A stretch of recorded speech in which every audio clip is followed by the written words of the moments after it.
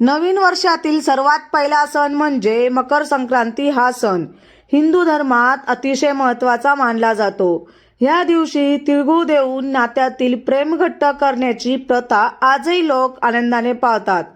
संक्रांतीला पतंग उडवले जातात।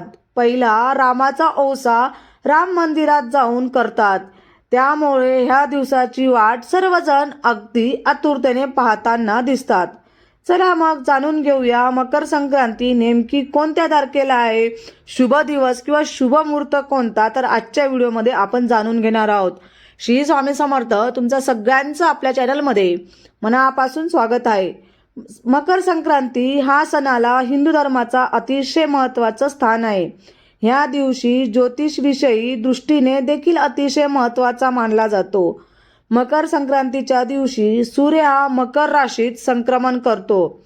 याचा परिणाम सर्व 12 राशींवर होतो, त्यामुळे या दिवसाचे ज्योतिषीय महत्त्व देखील अधिक आहे। त्याचप्रमाणे हा सण संपूर्ण भारतात अगदी उत्साहाने साजरा केला जातो। वर्षातील पहिला सण असून तो वेगवेगळ्या प्रांतात वेगवेगळ्या नावाने पार पडतो। महाराष्ट्रात मकर संक्रांतीला तिळगुळ वाटण्याची पद्धत आहे। या दिवशी सूर्यनारायणाची देखील पूजा केली जाते।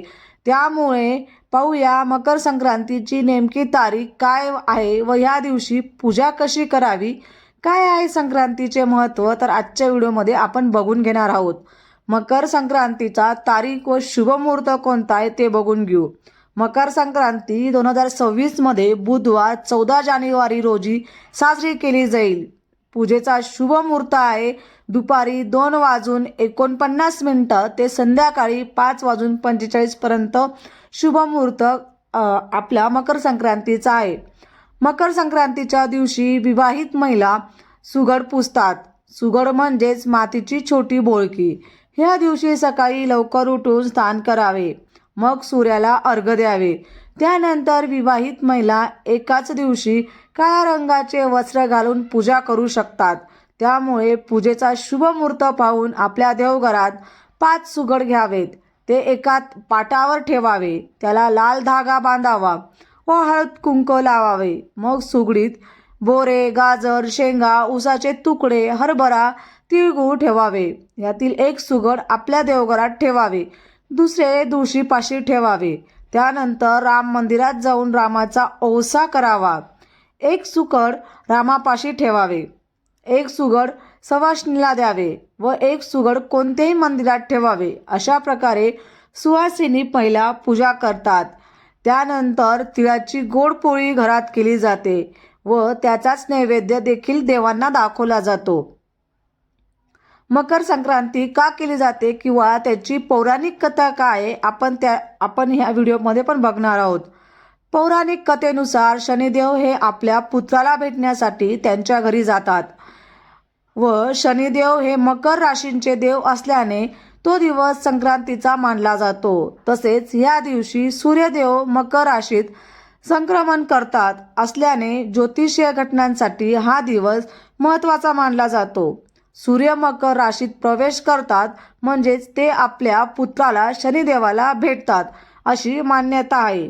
आणखी एका कथेनुसार देवीने शंकरासुर राक्षसाचा वध ह्या दिवशी केला, त्या दिवसाला मकर संक्रांती सुद्धा म्हटले जाते। तसेच संक्रांतीच्या दुसऱ्या दिवसाला विंक्रांत म्हटले जाते। ह्या दिवशी कोणतीही शुभ कार्य केले जात नाही। या दिवशी देवीने किंकरासुराला मारले असल्याने हा दिवस किंक्रांती म्हणून ओळखला जाते असे म्हणतात।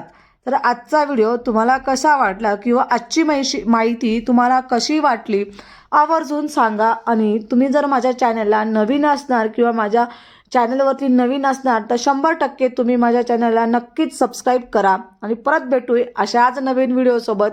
आजची माहिती आवर्जून कमेंट्समध्ये सांगा। तुम्हाला आजचा व्हिडिओ कसा वाटला तेही सांगा। तर चला बाय, आजचा व्हिडिओ इथंच संपवते। आजची सेवा महाराजांच्या चरणी रुजू करते आणि आजच्या व्हिडिओला इथंच संपवते। व्हिडिओ आवडला असेल तर लाईक, शेअर आणि सबस्क्राईब करायला अजिबात विसरू नका। परत भेटूया अशाच सुंदर व्हिडिओसोबत। तोपर्यंत सगळ्यांना श्री स्वामी समर्थ। धन्यवाद।